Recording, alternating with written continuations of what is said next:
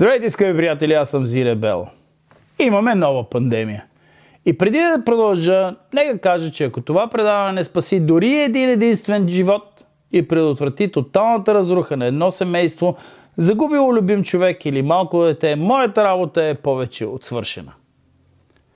Както всички знаем, смъртта на близък човек е едно от най-страшните и често непредвидими неща, които могат да ни се случат на този свят. Особено нелепата смърт на млад, здрав и прав човек. За огромно съжаление обаче това не е рядкост и тук в Америка всеки божи ден над 300 човека между 18 и 45 годишна възраст умират от субстанция наречена фентанил. И за тези, които си мислят много важно какво се случва в Америка, помислете си пак. Аз като човек, живееш между двата континента, до сега не съм видял нещо, особено нещо негативно, което се е случило тук и не е отишло към Европа. Само че не е вината на Америка, защото и тя е жертва. Но това е тема за едно от следващите ни предавания. Какво точно е фентанил? Това е контролирано вещество, което е силно пристрастяващо и може да причини респираторен дистрес и смърт, когато се приема дори в малки дози и особено в комбинация с алкохол. Фентанил е братовчет на хероина и е 50 пъти по-силен от него и според Центъра на контрол на заболяванията е над 100 пъти по-мощен от морфина. Първоначално беше произведен за лечение на тежка болка при пациенти с рак в напреднал стадий след операция. Но сега фентанилът вече се добавя към други незаконни наркотици, за да ги направи по-евтини, по-мощни и по-престрастряващи. През 2020 година фентанилът е на първо място по смъртност, многократно по-смъртоносен от рак, ковид, самоубийство и пътни происшествия. А през миналата година над 120 000 млади хора умряха от тази отрова. И на тази снимка отляво е малко шишенце с хероин, съдържащ доза, достатъчно да убие човек, а отдясно е абсолютно фаталната доза фентанил или 3 мг. Проблема е, че фентанила, ако не е използван под лекарско наблюдение, убива от първият път. И както споменах, това се случва над 300 пъти на ден и броят нараства все повече и повече тук в Америка. А вероятно и в Европа, но може би все още статистиките не са на лице. Още веднъж, в повечето случаи потребителят дори не знае, че взима фентанил. Аз си мисля, че взима нещо друго, защото много често различни вещества са обогатени с фентанил. Или по-точно, фентанилът е добавен, за да повиши силата на различни дроги, дори и уж безобидната марихуана се намира понякога. Наскоро имаше смъртен случай точно от това.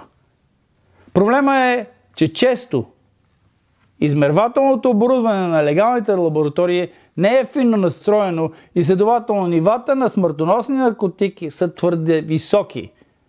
А и чистотата на фентанила, продаван по улиците, е често много по-нисък от фармацевтичната версия, следователно отрицателният ефект е фатален. Страшният и потресаващ факт е, че фентанил е много евтин за производство и често произвеждан в Китай и е лесен за транспорт. Още веднъж, трябва да подчертая, че дори не е нужно да сте наркоман, защото наркоман е човек, който е пристрастен и използва много често. Но тук говорим за факта, че това лекарство, използвано като наркотик, обикновено убива от първото използване. 7 от 10 хапчета, конфискувани на границата ни с Мексико, са фентанил.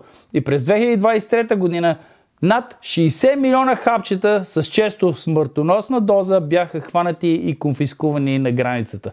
Това са хванатите и конфискуваните. А колко са минали без да го хванат, един Господ знае. Да му мислят наркоманите, нали? Да, ама не. Нека кажем, че някой, който обичате вие или вашите деца или някой, който познавате, отива на парти и дори не искате да чуете нищо, каквото и да било за дрога. Но кретена до вас е решил да смръкне малко кокаин или някаква друга глупост, за да се направи на големия отворен мъж. Някой там отваря вратата, или пък киха, или става течение и вие без да искате вдишвате една малка частица от бялото вещество. След това влизате в шок и умирате. Голяма парти. Няма що. Невъзможно. Не баш, защото една песачинка от плажа, например, е около 13 мг, а смъртоносната доза на фентанил е 3 мг. Или с други думи, фентанил 4 пъти по-малък от песачинка е достатъчното количество да ви убие, или по-лошото, да убие ваш син или дъщеря, брат или сестра, или да не забравяме какви са последствията на вашето семейство, защото ще е разбито до основа за винаги. Ето едно реално видео, което за съжаление не е холивудски филм, където само едно вдишване на въздуха, където има фентанил в багажника на колата, полицай за малко да загуби живота си. Shocking body cam video released tonight by the San Diego Sheriff's Department. It shows a deputy on the brink of death after being exposed to fentanyl. The deputy saved by his partner who was equipped with the life-saving medicine known as Narcan. We do want to warn you what you're about. A couple seconds later, he took some steps back and he collapsed. I ran over to him and I grabbed him and he was ODing. Corporal Crane was equipped with the nasal spray Narcan, a prescription medicine that rapidly reverses the effects of an overdose. My lungs just locked up. I couldn't breathe. I was trying to gasp for breath, but I couldn't breathe at all. Bye-bye, you okay? Talk to me. Oh, no. Don't be sorry. You're okay. Don't be sorry. There's nothing to be sorry about. I got you, okay? I'm not gonna let you die. И за съжаление това не е единствен случай.